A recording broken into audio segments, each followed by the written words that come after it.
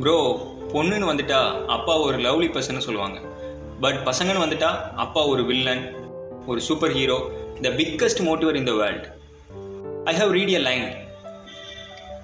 தான் பார்த்த உலகத்தை தன் பிள்ளை பார்க்க வேண்டும் என்று நினைப்பவள் தாய். தான் பார்க்காத உலகத்தை கூட தன் பிள்ளை பார்க்க வேண்டும் என்று நினைப்பவர் தான் தந்தை. அப்பாங்கிறது ஒரு வார்த்தை மட்டும் இல்லை ப்ரோ. அப்பானா ஒரு துணை, ஒரு துணிவு, ஒரு வலிமை, எல்லாமே. The most powerful person in the world is date. நிறைய பேர் தான் இருக்கிறேன்னு சொல்லலாம், ஆனால் யாராலையும் அப்பா மாதிரி இருக்க முடியாது. No one is equal to date.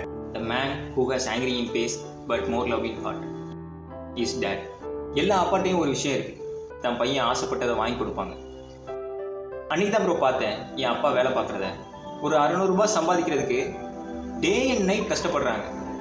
அப்போ என் ஸ்கூல் ஃபீஸ் 50,000க்கு எவ்வளோ கஷ்டப்பட்டிருப்பாங்க. தந்தை ஏழையாக இருந்தாலும் தன் குழந்தைகளை எப்போதும் ஏழையாக வளர்க்க நினைப்பதில்லை. ஒரு குட்டி ஸ்டோரி மட்டும் சொல்லி முடிச்சுக்கிறேன் ப்ரோ. ஒரு ஒயிட் ரோஸ் அண்ட் ரெட் குருவி இருந்துச்சான். இந்த ரெட் குருவி என்ன பண்ணும் அப்படின்னா, டெய்லி தான் குடிக்க வச்சுருக்க தண்ணியை எடுத்து அதில் படுத்து உருண்டு அந்த தண்ணியை எடுத்து கொண்டு போய் அந்த ரோஸ் மேலே தெளிக்குமா, அது வாடிடாமல் இருக்கணும் அப்படின்னு.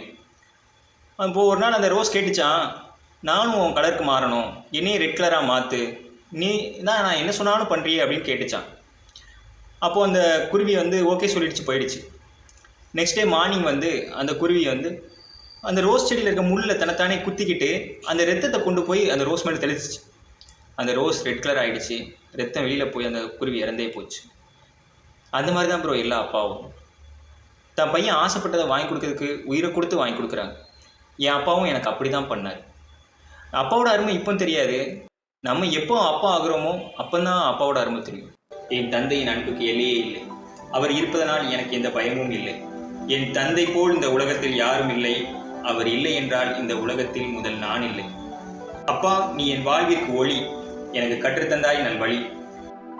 என்னை நன்றாக படிக்க வைப்பதற்காக நீர் சிந்தியது இரத்த வியர்வை தவம். உன் வாழ் இறுதி வரை உன்னை நன்றாக பார்த்துக் கொள்வேன் என்பது இந்த உலகின் மீது நான் வைக்கும் சத்தியம்.